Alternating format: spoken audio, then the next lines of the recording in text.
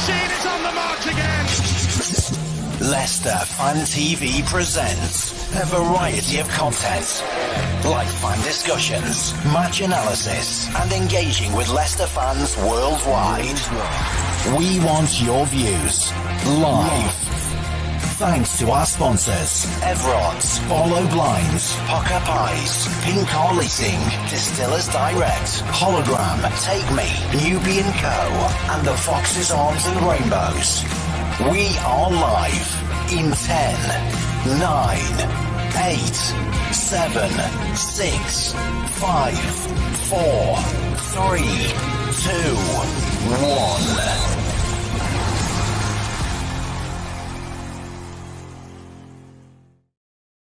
Hello and welcome back to Leicester Fan TV. It is Thursday, which means another Foxes Focus show. Today, we'll be talking about the promotion run-in. What else is there to talk about, really? Of course, we'll be talking about Plymouth as well whilst we're doing that. I'll be joined by Reedy and a couple others. Hopefully, I'll put the link in the chat very soon and we'll have a chat about all things Leicester. So, yeah, get your comments in, hit the like button, hit subscribe, and let's get the Foxes Focus show underway.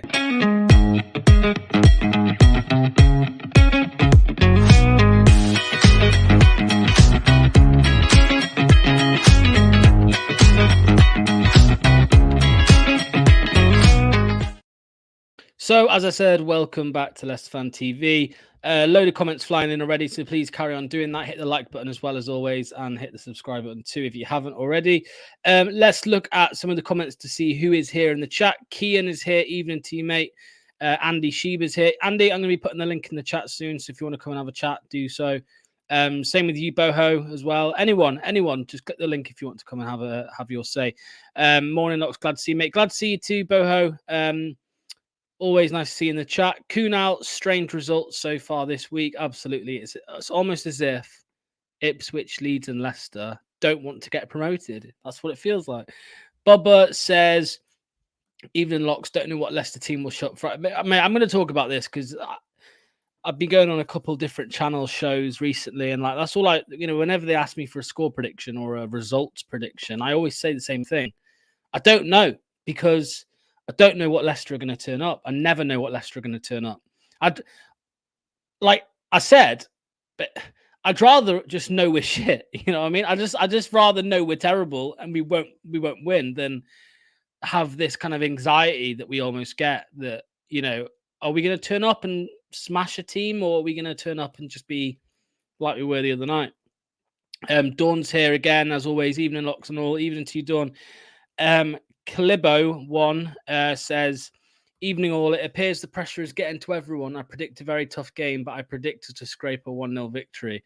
Maxine says, insane and unpredictable. That is the championship, and that is why they do say the championship is the best in the world in terms of competitiveness.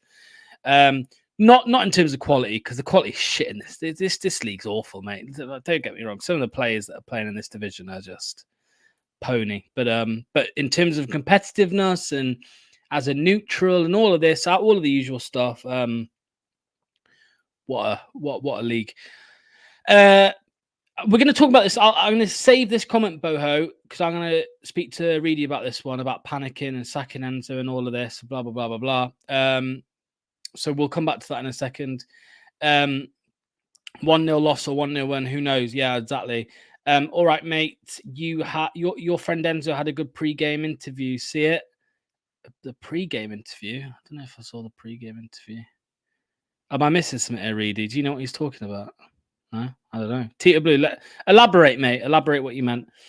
And then finally, before we get Reedy on, so the genius does not know how to play an out-and-out striker. Tom is fine. With Tom, I feel a bit how I felt like with Patson at the start of the season. I feel sad. He trains well every day. At other clubs, he would be a striker, would score goals. But we have so many strikers. He is a fantastic professional, the Mercury said today. Sorry. Tito was on about the press conference today.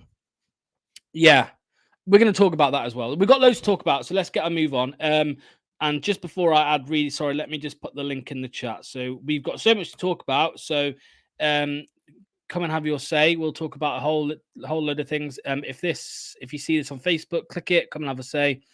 And same with YouTube. Just click that. Right, let's get Reedy in. Hello, mate. Hello, how are you? I'm good, mate. How are you? Nice shirt, by the way, frames. Nice shirt, frames. Finally. Oh yeah. All good. Yeah. Yeah. Yeah.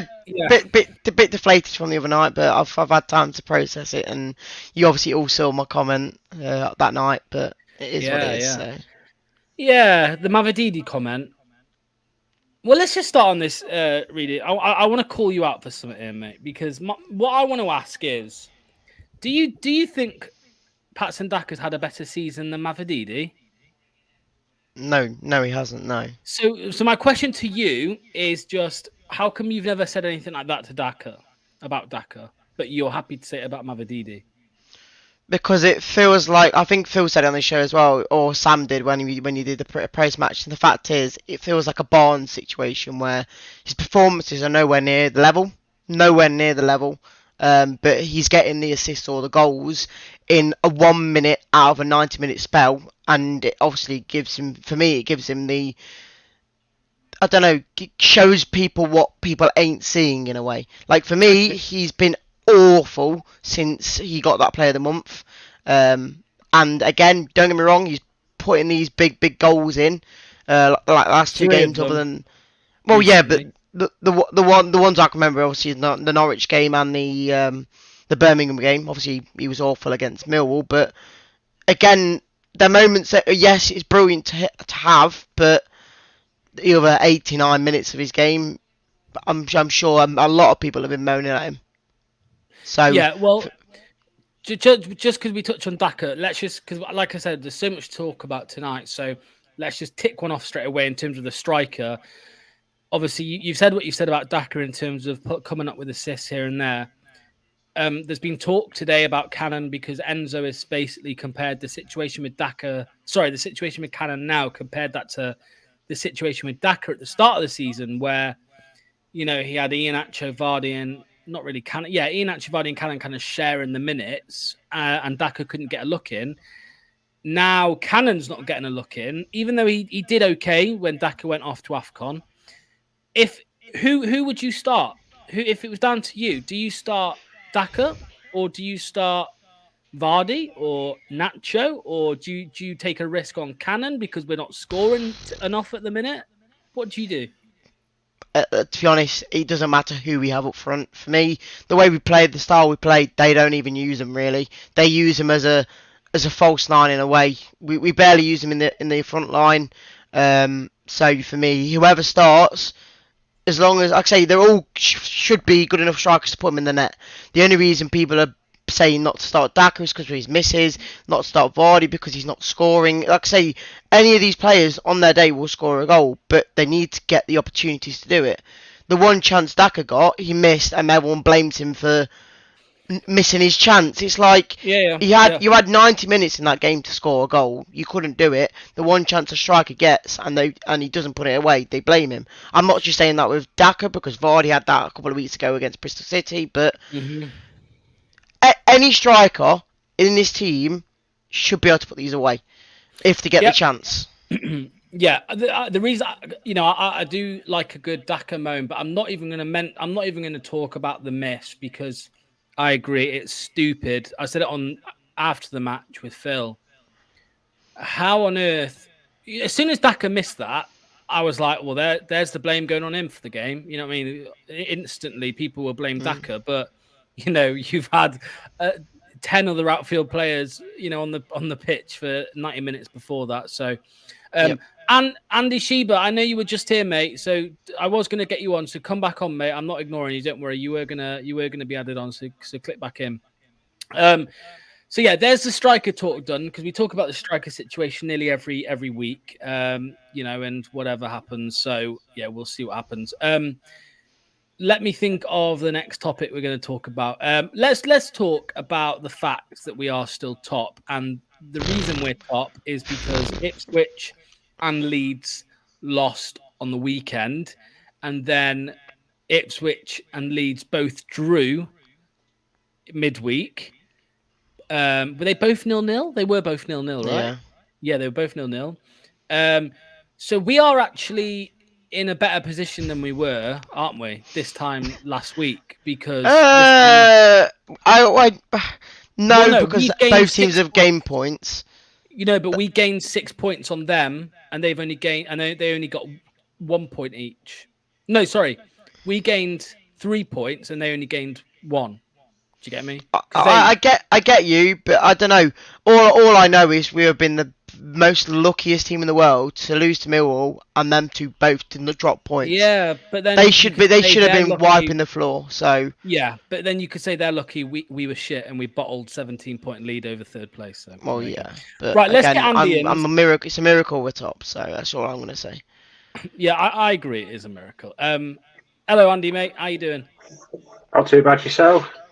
Yes, all good here, mate. The first question I'm going to throw at you straight away is, do you think this week, with the results that took place, with Leeds and Ipswich only drawing and we lost, do you think that's our last chance, our last kind of lifeline? Because for me, I think it is. I don't think that's going to happen again where they drop points like that, but both of them. But what do you think? Probably, I'd say with Ipswich, because they've got a nice little run in and they don't seem to be disappearing and picking results up. I could still see Leeds dropping points. And now, after the game the other night, I can now see us dropping points. So it is. I wouldn't say it's last chance saloon. I think we'll get another opportunity, but this going up as champion seems to be slipping away. Yeah, I hear you, mate. Obviously, Leeds play Blackburn this weekend, who lost 5-0 to Stoke 2 nights ago, which is crazy. Ipswich play, I can't remember, I'll have to get it up. Ipswich play Middlesbrough. Again, it's not the easiest of games. We've got Plymouth tomorrow night with a 2-day break. So we played on Tuesday, then we had Wednesday, Thursday break, and then we play Friday. I know Enzo's had a moan about that, a big moan about that today. But here's my point, Andy. I don't know where your head's been with Enzo recently, but he's out there moaning about the fitness levels of the players and that it's not fair that we play so soon after. Blah blah blah blah blah. He doesn't rotate the squad, mate. I mean, he brought on Fatu. He swapped Fatu out. I know that. And who else was it? Was it who else did he drop for the Millwall game? He really? didn't. Was That it was just any Fatu? switch. That was any switch. Was it? There's quite a few. No, there's only 2. Against Millwall. No, against Millwall it was only Vardy. 1 change. No, Vardy. because Vardy. Was it? Oh, yeah, Bardi, Eunice. Yeah. So it was Eunice and Vardy. It was Eunice. I thought Eunice Vardy did- started against Birmingham, didn't he? No, Daka did. So it was the 2. It was the 2 changes. So the way I look at that, Andy, is if you're only going to make 2 changes, I don't think you've got a right to complain about only having a 2-day turnaround, because he had the opportunity to play Cody. He could have started. I know Doyle and Justin shared minutes again, but he had opportunities to make more changes. So what do you think to it? Do you think it's unfair? Do you think it's this and it's that? Are you going to use it as an excuse? Do you think we should use it as an excuse? No, I don't think it's an excuse at all, because if you look at the start of the season, how many changes were we making per game? It was like 4, 5, 6. We were rotating that squad continually, and we couldn't predict to start an 11 at one point. So where's that gone? You could argue that half the team at the moment don't deserve to start, in a way. For me, anyway. I could say there's some people, like I say, when JJ comes in, I don't think he's to the level, but then Doyle comes in, and then he gets substituted for JJ anyway. So it's like he thinks he's got an 11, but then he switches it out a lot of the time. So for me, I don't know. A lot of the players don't deserve to start, in my eyes, but he's going to start his main 11 that we all now know who it's going to be. Do you remember him saying, was it just after Christmas, if no one's pulling their weight after 10, 15 minutes, I'll pull them? Well, what happened with that in the Millwall game? Do you know what I mean? No one was pulling their weight. Vardy had a glance shot, shall we say, on target, and that's all we got. So I'm not blaming Vardy. I agree with what Reedy was saying. The service and stuff like that is that we are playing a false number 9. So you can't really be blaming our strikers for not getting the opportunity because we've got so much coming from the wing. But it wasn't happening this against Millwall either. Well, Ipswich have a similar turnaround time. So they played Wednesday and they play Saturday. Leeds have the biggest break out of the three teams. They play Tuesday and then they play Saturday. I've seen, even them moaning about it. And I've said, well, Leicester and Ipswich have got it worse. So let's just quickly get a little prediction in a way in terms of the other two, Andy. Obviously, as I said, Ipswich play Middlesbrough, Leeds play Blackburn. Do you see either of them teams dropping points in those games? I can see Leeds absolutely battering Blackburn, to be quite honest. The Middlesbrough-Ipswich one, I think, will be a bit of a tighter game. Because we know how... Road. Oh, is it at Portman Road? Yeah. I don't think they're going to annihilate thing is, you would have said that against Sunderland. Yeah, true. Well, going off record, you say it's 3 points for both sides, but we're at the critical end of the season, aren't we? So nothing's guaranteed, and we're finding that out the hard way. Let's move on now to Enzo himself. Reedy, there's been frustrations all year regarding Enzo from some people. Obviously, it took some people a bit longer to get on board with the frustrations, like myself. But where is your head at with him, mate? Because there's a lot of, that I'm not like it's nowhere near half. By the way, it's nowhere near split. It is a very small minority still that are saying things like Enzo out. It's not a majority or anything like that. But do you think the frustrations and the anger and the calls, some of the calls for him to even be sacked, do you think they're justified in any way? It's difficult because, and people are going to hate me for this, but I like the football. I like the system and style that we play. It comes down to if it works or not. If the team against us know how to stop us, we're not going to win. Because he's not going to change the system up. People say, yes, he did, and it was in the 88th minute because he put two strikers up front. What does that bloody matter? He's not going to do anything in 9 minutes, is it? So, for me, I like the system, and when it works, it looks good. It looks brilliant. Like I say, against Norwich, we thought it was going to be a hard game. In the end, it looked quite an easy game for us in a way. Against Birmingham, it kind of worked. We obviously got the goal in the end through doing what we normally do. But then when it don't work, like it did against Millwall, where we barely even had a chance on target, it just looks like we shouldn't be playing the way we do at all. So how you can go from beating two teams who, like I say, one being a team which if you beat Norwich, you think you should be beating many teams in the league, to beating Birmingham, you should be beaten anyway, and then you go to an even worse team than Birmingham in Millwall, and you just play like absolute dross. You just can't get. How can you do that in a way? Like, how can you play from one style football, beating these teams, and then losing to an even worse team? So I don't know. I like the system. I like the style of play, but I think it comes down to the players for me. Really, I'm not blaming the players, but if they're not on their form and not on their way of playing, it just won't happen. And so. I know really touching it there, Andy, but my view on it is that, I don't have a problem with Enzo kind of wanting to implement or play his style, the way he sees football. And I haven't got a problem with us starting a game like that. But, if you are not getting anywhere and if you're approaching the midway through the second half and there's still no improvement, surely something has to change. And the fact that doesn't happen, it's there where I think justification... There's justification for, I'm not, not saying Enzo out, but justification for the, the criticism basically and the frustrations. Because like earlier in the year, I was having arguments with people left, right, and centre who were saying, this football's shite and this manager ain't good enough, blah blah blah blah blah. And I was getting into arguments with them people because we were winning, near on every game.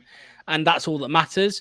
Now, I am one of them fans frustrated because, again, like I just said, he doesn't seem to have any game management. He's not willing to make changes to the way we play, even when we're losing or even when it's 0-0. So Aaron's comment there is the perfect thing for me.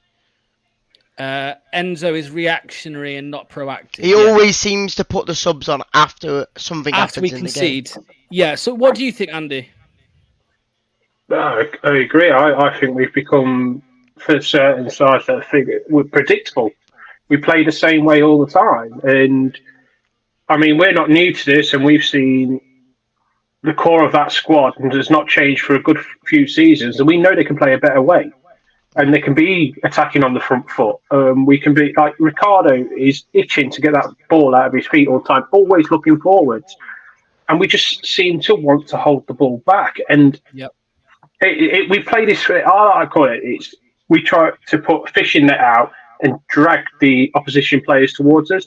Millwall just held their lines a lot better than we thought they were going to do. And we just didn't know what to do. I mean, Norwich did the same, but they were worse at it. They did come at us, and that's how we got through them. But Millwall weren't going to give it us. Like, I don't know if Millwall were going to score again in that game, personally. I mean, it was a wonder strike, and credit where credit's due. But I didn't feel threatened by them, but I didn't think we were threatening either. So I feel like we need plan B. We do need plan B, and that's where Enzo's getting ridiculed and criticised. It's because we're just seeing the same football, and I agree with that comment that just came up about being reactive, not proactive. We should have taken the game to them in their place. Do you know what I mean? Yeah, this is why, I don't know, I'm not Enzo out. I'm not. You can't. When you win the majority of the games, you can't be. He's trying to get us out of this league at the end of the day. But this style is not going to work next season, say we're in the Premier League. It really isn't. We're just going to get found out a lot quicker. I hear what you're saying, Adam. Andy. It's because I just saw a comment from Adam. Basically, the comment I saw, I'm just trying to find it. Here we go. This is the comment I agree by Adam. Now I'm getting Adam and Andy mixed up. With a better caliber of players, I think actually that we would be okay in the Premier League with Enzo and this system. But the problem is, I don't think we're going to be able to bring in the caliber of players that we're going to need. If you think about it, if you look at the squad right now, the players who are too much quality for this style and will be able to do it, for me, is Winks, Ricardo, these sort of players. When it comes to players who need to be passing the ball better, for me, and this is going to shock everyone, I don't think Dewsbury Hall is the best passer of the ball. So this is where... That's what I mean. And if you had someone like Maddison in that role, or someone who's a better passer on the game, in the game, then for me it will work a lot better. Mabadidi, he needs to be a bit more of a footballing brain into either beating his man like Fatu does, or when he's skilling someone, actually beat him with the skill instead of just losing the ball from it. If you have players who can do that, like I say, Man City are one of the best teams in doing it. They've got the team to do it. That's what they show it every single week. And what I will say is that if, just like Ivan says here, if I'm Enzo, and let's say Leicester are promoted, if I'm Enzo and I go into that summer transfer window and I know I need a player, I need 2 centre-halves who can play. I need, probably a 6, because trust me, Harry Winks is not a good enough 6 for the Premier League defensively. I'm not saying he won't play, but I'm saying in that role, defensively, as a 6, we're going to need more cover there against Premier League teams. I need a new 8 because indeed he's out of contract. If he doesn't sign on. So and again, another one. He's not an 8, is he? Well, exactly. If Enzo needs all these players and he doesn't get assurances that he's going to get them, if I was Enzo, I'd probably walk anyway. I don't know what your thoughts on that are, Andy, because if you know as a manager that you're not, with the players you have currently, you're not going to stay in the division and you can't bring many in, why would you stay around? I know if some people would look at it as, well, a manager's just not going to give up a challenge like that. But personally, this squad right now in the Premier League, I don't think we would stay up. So for me, if you're not getting assurances from Top or Rodkin or whoever that we're going to be able to bring players in, I'd walk. So I'm interested to hear your thoughts on that. Something drastic's got to happen for us to. We need to have the money to be able to do it. Obviously, we get money for going up, but we don't get that as a one big lump sum. We obviously still got that debt hanging over our head with the FFP. But there's still it's the way that we do business. We're not going out there to sign marquee players. We're looking at what 15, 20 million players tops, and then the rest under 10. And I think we can do enough to stay within the league if we're looking at that sort of players and building for the future. We should be able to do it. I can't see that we do not have that money. I mean, we've just had the assurance now. We've got the 53 million coming back in for Maddison and Barnes, so that's there in this new tax year. So there obviously is going to be money plus promotion money. We should be able to, and then we're offloading players as well. He needs to set his marks, and if Tops and Rudkin and Whelan and the whole board want to stay in that league, they've got to deliver, but we can't overspend like we used to. We should be aiming basically just to get out of the relegation, not to be in the relegation zone, just small steps. I'd be happy with that. If we're mid-table of the bottom half of the table, it's a successful year. We're not going in for silverware, are we, at the end of the day? Yeah, I mean, the wages thing's a massive issue, and I'll just say it again, by the way. We gave Harry Winks £90,000 a week, and we gave Connor Cody £75,000 a week as a championship club. I've always said, though, with these two players, the reason why we gave them that high contract and the high wage is because we wanted them at the club. They could have been offered. They could have been offered half of that in the Premier League, and they probably would have gone for it because we offered more. They said yes. But that's why we're where we are now in terms of FFP, because Daka might have gone to. I think West Ham were in for Daka, right? Daka would have gone West Ham if we didn't. Bournemouth. Daka. No. Before we had him. Oh. There were clubs in for Daka. If they gave more, so obviously I get the argument that these players wouldn't have come to us if we hadn't have given them a lot of money. But then we've just been relegated. I don't think personally it is very responsible after relegation, knowing that you're in FFP problems, because they did know in the summer that we were in FFP problems. Why would you then spend 90 grand a week and 75 grand a week on players? I just don't get it, because there is, again, always a risk you stay down. And imagine us next season, we're still in the champion. If we don't go up, we're still in the championship, and we're still paying 75 grand a week to Connor Cody. We're still paying 90 grand a week to Harry Winks. What do you do? I don't know. Because we've erred on the side of arrogance, haven't we? That we were going to come straight back up. Yes. And that's how we guarantee these players. They are Prem players at the end of the day. I mean, not top table Prem players, but they can still do a job. And that's why we have done it. Call it irresponsible or guaranteeing your future. I don't know which one. It's one of them. It's a balancing act, and it might not work. That's the thing. The thing is, obviously I know Winks hasn't scored the goals or get the assist, but what I'm saying is if we didn't get Winks and we was using, I don't know who's his best replacement in our club at the moment. I don't know. If we didn't have him, I'm saying, but do you think we would be anywhere near where we are now without Winks? I don't think we would. That's what I'm saying. That's why we had to get him into the club for me. Yeah, but there would have been alternatives. I'm not saying as good, but there are alternatives on there for less wages out there. We've got. There is, but they don't carry the same ball knowledge that he does. His ball knowledge is amazing. I hear you, which is why it's a difficult one to put, to argue, for or against. Because, like I said, Wesley Fofana, James Maddison might have gone to a different club at the time, or Ricardo Pereira if we didn't give them the wages we did. So, it's just it's okay if you're winning and you're staying in the division and paying those wages, but if you get relegated, it's problematic. Just a quick one here, Michael E. Why don't you ever blame the football opera? If you're talking about John Rudkin, mate, I blame him every week. So just because I haven't moaned about him today, if you go back on nearly every video I've ever done, you will hear me moan about John Rudkin. What's this here? We have Chowdhury on 50k a week. I just think that one's, though, is because over time he's been at the club so long. They just go up, don't they? He's cost us nothing. That's the thing. Exactly. He's cost us nothing. That's the thing. So yeah, 50k is probably about right. Just want to get your thoughts on this one here. Come to you first, Reedy. How many of them do you... I mean, I don't know what situation Ivan's talking about if we go up or if we go down.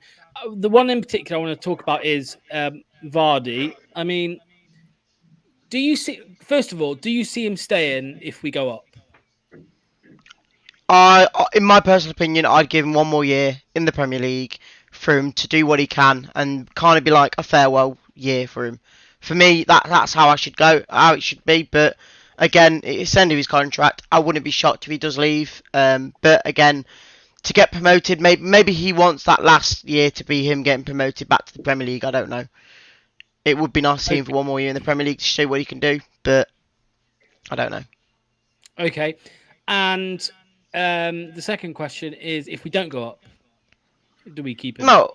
No, he won't stay. He won't stay at all if we don't go back up. If we stay in the Championship, our whole team will be completely obliterated.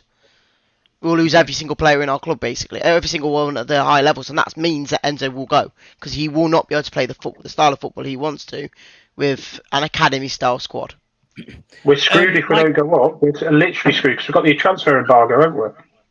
We are screwed. Yeah, we're done for. Yeah, we're going to get minus however many points from the EFL as well and all that stuff. So, Michael Lee, the football operations director is Andrew Neville, but he's actually below Rudkin. John Rudkin is in charge. John Rudkin is Andrew Neville's boss.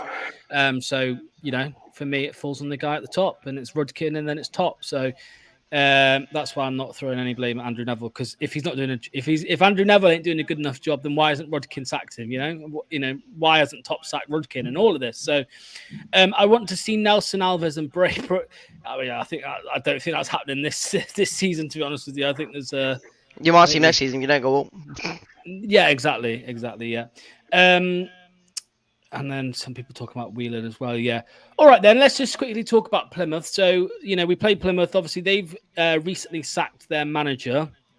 They then played, I think they drew 0-0, or they drew. I'm just double checking there. They're getting the results up as we speak. But they had a new manager bounce, if you like. They drew 1-1 with QPR, which isn't actually a bad result because QPR are playing well at the minute.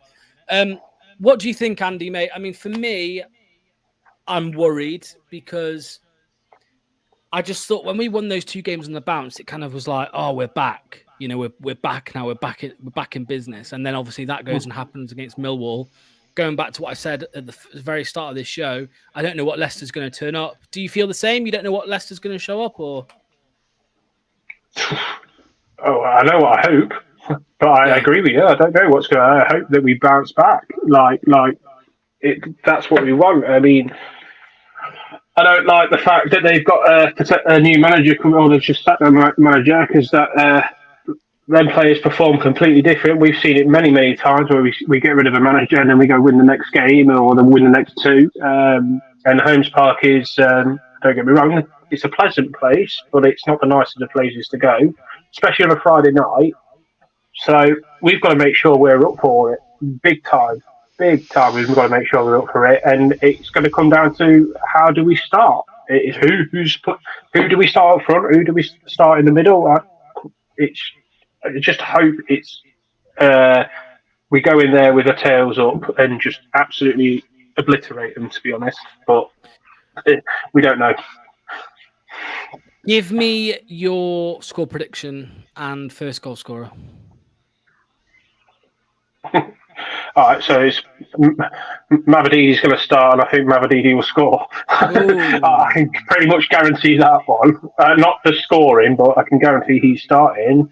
The rest of it, well, you saw mine and Phil's prediction the other night. It was completely wrong.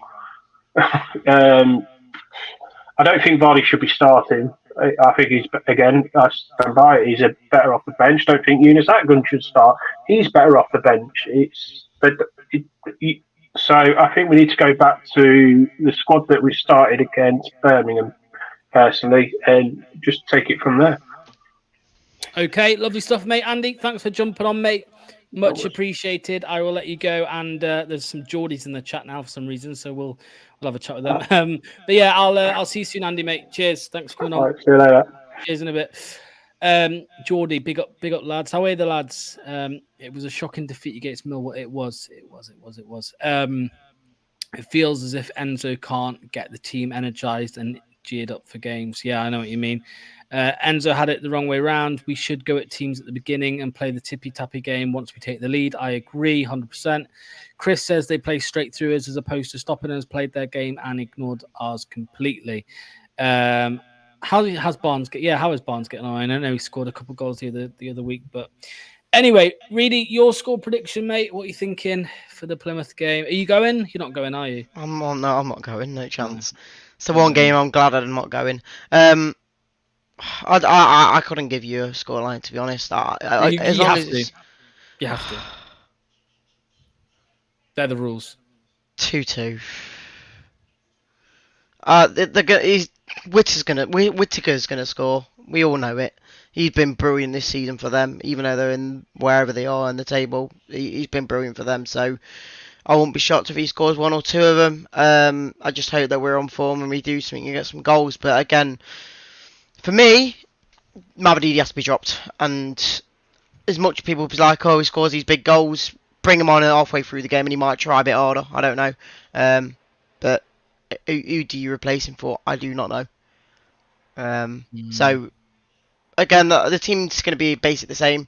And there's not much more to say about it. I hope Leicester win, but probably will be an upsetting draw. I am Mr. Unpositive, mate. I am Mr. Unpositive because I went to that game at Millwall thinking that this should be an easy win, and I'm not. People are going to say no game's an easy win. If you can beat Norwich and Birmingham, there's no chance about it. You should be beating Millwall. So now you got to go to Plymouth after an awful game, only 2 days later, and do you expect us to be even any better? Probably not, because you'll be even more knackered. So there's every chance it might be an awful game, but you just got to hope that somehow they've gone a full 360 again and turned around. So hopefully that they can bring out what they can.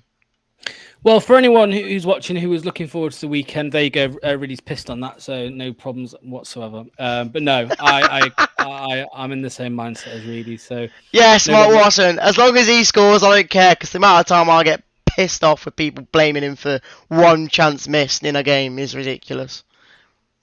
I'm off to Beachy Head. 2 Adam, 2-1 win. All right, Reedy, mate. Much appreciated. Cheers for coming on. See you soon. Cheers, pal. We are coming towards the end of the show. There is 208 people watching and in the chat. So if you can all drop a like on the video, that would be much appreciated. It's free. Hit the subscribe button. Also free. It just takes 1 to 2 seconds of your time. That's it. No problem at all. But yeah, keep getting your score predictions in. I'll get as many on as possible. 2-1 win. The Geordie reckons 2-1 as well for Leicester. Imran also says 2-1 win. Adam is feeling confident. 3-0 City. Alan says 2-0 KDH and Mavadidi. Sorry, I've just seen a comment in the chat. I nearly brought it up on screen as well. That made me laugh. Terry Payne says 3-1 Foxes. Boho says 3-1 Leicester. Loads of score predictions coming in. 2-0 Foxes. Mark Ellis says. Alex Massey says 3-1. 2-0 to us. Simon says 2-0. Mark says 2-0 Leicester, 3-0 Foxes, 1-1 Tony Hurd says, Tito Blue says 3-1, and to end it on that one, Michael says 1-1. And the reason I've put that one up is because that is my score prediction as well, unfortunately. I think it'll be a 1-1. Hope it's not. I hope it's a Leicester win, but that's just what I'm feeling right now. So, yeah, that's it. That's the end of the show. I'll be back next Thursday. Jamie will, I don't know, Reedy, give me a thought. Is there a watch-along tomorrow?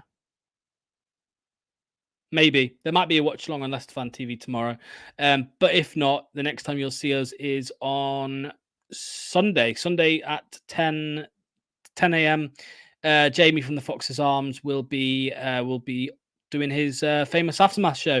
And by the way, if anyone's in Alcudia at all, head down to the Fox's Arms because Jamie will be there. He is now open for his 20th season, something like that. And he'll have the game on Friday as well. So so absolutely go there if you're nearby. So yeah, that's it. Thanks all for watching. Much appreciated. Again, hit the like button, hit subscribe, and I'll see you next time. Come on, you Foxes. Thanks for watching Leicester Fan TV. Thanks to our sponsors, Everards, Barlow Blinds, Pukka Pies, Car Leasing, Distillers Direct, Hollogram, Take Me, Newby Co, The Fox's Arms and Rainbows. Run by the fans, for the fans. Follow us on socials at Leicester Fan TV and visit leicesterfantv.com for all the latest news, views and videos.